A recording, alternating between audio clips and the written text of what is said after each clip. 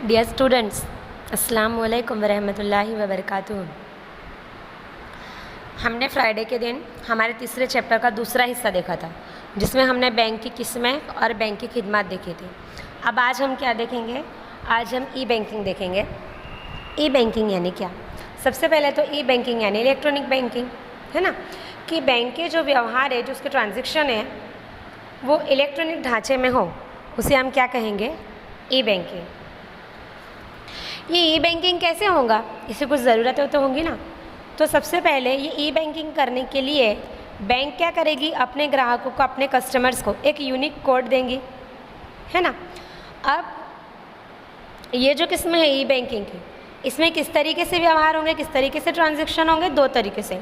नाणकीय व्यवहार हो, यानी जो पैसों से होंगे, और दूसरा होगा बिन नाणकीय, यानी जो पैसे बिना से होंगे। अच्छा, अब नाणकीय व्यवहारों में क्या होगा? जैसे टेलीफोन बिल भरना, वेरा भरना, लाइट बिल भरना वगैरह। और बिन नाणकीय में क्या होगा? बिन नाणकीय खिदमत में हम क्या हासिल कर सकेंगे? हम हमारा पिन चेंज करना हो, हमें चेक बुक के लिए रिक्वेस्ट करना हो, हमें हमारा मोबाइल नंबर वगैरह चेंज करना हो, तो ये सारी खिदमत हम बिन नाणकीय व्यवहार हो, यानी पैसे बिना के ट्रांजैक्शन में या पैसे बिना के व्यवहार में करेंगे। इसके बाद आता है कोर बैंकिंग। ये 2 मार्क्स में आपका मोस्ट IMP क्वेश्चन है।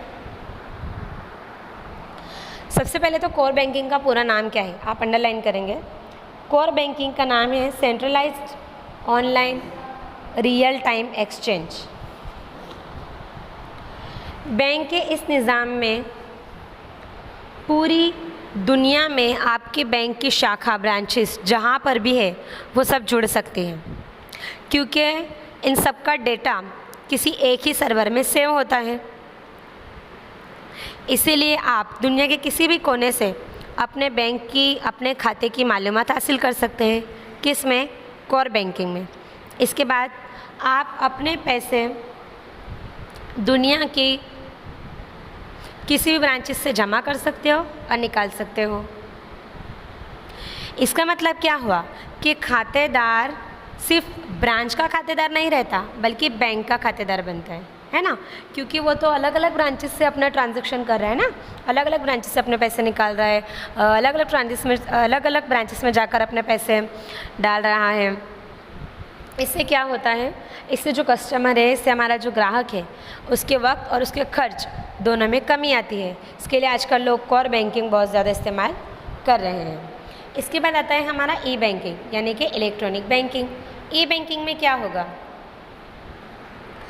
इसमें कोर बैंकिंग की तरह ही सेम होगा। कैसे होगा? कि बैंक की जितनी भी ब्रांचेस है, वो सब किसके ज़रिए जुड़ी हुई होती है? इंटरनेट के ज़रिए, सिर्फ एक ही सर्वर से जुड़ी हुई होती है। अब भारत की कोर बैंकिंग में हमने क्या देखा था? पूरी दुनिया। ई बैंकिंग में हम क्या देखेंगे? पूरे भारत की। क्या भारत में आपकी बैंक की ब्रांच जहाँ कहीं भी है, वहाँ से आप पैसे अपने डिपॉजिट भी कर सकते हो, एंड वहाँ से आप आपके पैसे निकाल भी सकते हो। और इतना ही नहीं, ऐसा ज़रूरी नहीं है कि आपको ब्रांचेस में ही जाना पड़ेगा। आप जो आपकी ATM कार्ड की मशीन होती है, वहाँ से जाकर आप आपके पैसे निकाल भी सकते हो, और वहीं से आप आपके पैसे सिल्क यानी जमा भी करा सकते हो बैंक सर्वर के साथ। लेकिन आपको क्या करना पड़ेगा? आपका जो मोबाइल नंबर है उसको कनेक्ट रखना पड़ेगा। क्यों?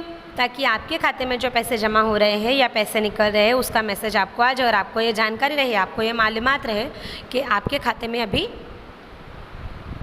कितना आपका कैश है या कितना आपने निकाल लिया। इस निज़ाम की वजह से अफराद के काम बहुत आसानी से और बहुत ज़्यादा रफ्तार से होते हैं। इसके बाद आता है मोबाइल बैंकिंग। मोबाइल बैंकिंग एक ऐसी खिदमत है जिसके ज़रिए हमें हमारे बैंक की ब्रांचेस में जाने की ज़रूरत ही नहीं पड़ती। हम हमारे मोबाइल पर ही हमारे अकाउंट का बैलेंस जान सकते हैं। हमारा light bill, telephone bill, gas bill वगैरह हम हमारे मोबाइल से ही भर सकते हैं, है ना। इसके अलावा हम एक जगह से दूसरी जगह हमारे पैसों का हमारे मोबाइल के ज़रिए ही ट्रांसफ़र कर सकते हैं। लेकिन इस किस्म की खिदमत हासिल करने के लिए हमें बैंक में एप्लीकेशन देनी होती है। इसके बाद बैंक हमें मोबाइल बैंकिंग करने के लिए एक लॉगिन आईडी और पासवर्ड देता है हमें, लेकिन इस लॉगिन आईडी और इस पासवर्ड को बहुत ज़्यादा हिफाजत से संभाल कर रखना पड़ता है। क्यों? क्योंकि अगर ये किसी और के पास चले जाए तो वो हमारे इस खिदमत का गलत यूज़, गलत इस्तेमाल भी कर सकता है। इसके बाद आता है हमारा पॉइंट बैंकिंग संबंधित सेवाओं, जिसमें हमारा सबसे पहला है एटीएम। एटीएम का पूरा नाम हम देखेंगे, अंडरलाइन करेंगे। एटीएम का पूरा नाम क्या है? Automated teller machine. अब ये खिदमत किसे दी जाती है? जिस अफराद का बैंक में खाता हो उसे ये खिदमत दी जाती है। इसमें आप क्या कर सकते हो? इसमें जब आपको ज़रूरत हो तब आप एटीएम में जाकर अपनी ज़रूरत के हिसाब से अपने पैसे को निकाल सकते हो। लेकिन इसके लिए बैंक आपको क्या देती है? इसके लिए बैंक आपको एटीएम कार्ड तो देती ही है, लेकिन साथ में एक सीक्रेट पिन भी देती है। आप उस सीक्रेट पिन को एंटर करते हो उस एटीएम मशीन में और फिर आप आपकी ज़रूरत के हिसाब से पैसे निकाल सकते हो। ऐसा ज़रूरी नहीं है कि आपका जिस बैंक में अकाउंट है सिर्फ आप उसी के एटीएम से पैसे निकाल सकते हो। नहीं, मिसाल के तौर पर अगर आपका SBI state bank of India में अकाउंट है तो आप बैंक ऑफ बड़ौदा से भी पैसे निकाल सकते हो, लेकिन इसके बदले कुछ चार्जेस होते हैं जो बैंक वसूल करती है। इसके बाद आता है क्रेडिट कार्ड। 20वीं सदी के आखिर से क्रेडिट कार्ड की वैल्यू बहुत ज़्यादा बढ़ गई है। हमारे मन में क्वेश्चन आएगा, क्रेडिट कार्ड यानी क्या? क्रेडिट कार्ड हमें बैंक के ज़रिए मिलता है, इसके लिए हमें बैंक को एप्लीकेशन करना होता है। हम क्या कर सकते हैं क्रेडिट कार्ड के ज़रिए? क्रेडिट कार्ड के ज़रिए हम खरीदी कर सकते हैं, यानी जहाँ पर क्रेडिट कार्ड मान्य होता है वहाँ पर अगर हम कैश ना दें, हम सिर्फ हमारे क्रेडिट कार्ड से भी हमारे पैसों को चुकता कर सकते हैं। फिर हमने जहाँ से खरीदी की है उस ब्रांच को, उस शॉप को, उस दुकान को पैसे देने की जिम्मेदारी किसकी होती है? हमारी बैंक की होती है। फिर खुद ब खुद उतने पैसे हमारे अकाउंट में से माइनस हो जाते हैं और जहाँ से हमने वो खरीदी की है उसके अकाउंट में जाकर जमा हो जाते हैं। उसके बाद आता है डेबिट कार्ड। क्रेडिट कार्ड भी बिल्कुल डेबिट कार्ड भी हमें सेम क्रेडिट कार्ड की तरह ही सहूलत मुहैया कराता है। कैसे?